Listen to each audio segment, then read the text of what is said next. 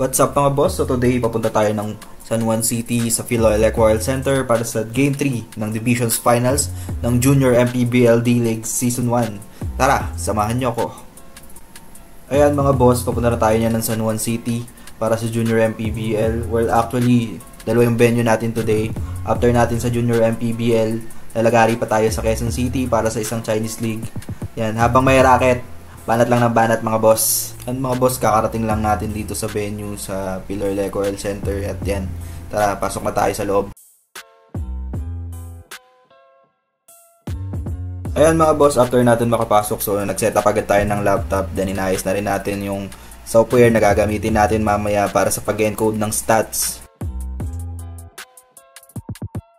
Ito pala yung ginagamit naming software mga boss para ma-encode namin yung stats, para at least may idea kayo kung ano yung itsura ng ginagamit naming software. Para sa first game natin, sa ating first venue, ayan, Zamboanga versus Pasig. Para naman sa game 2 mga boss, ito magandang laban to, Caloocan versus San Juan.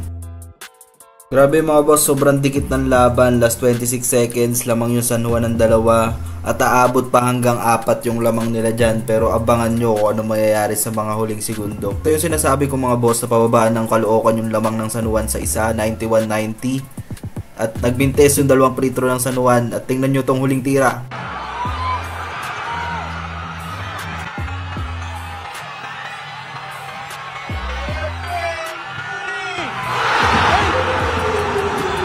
Grabe mga boss, sobrang ganda talaga ng laban kanina. And ayan, ngayon on the way na tayo sa Quezon City para sa second venue natin.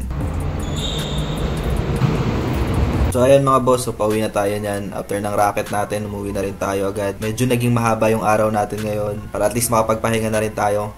Salamat sa pagsama mga boss. Yun lang, bye!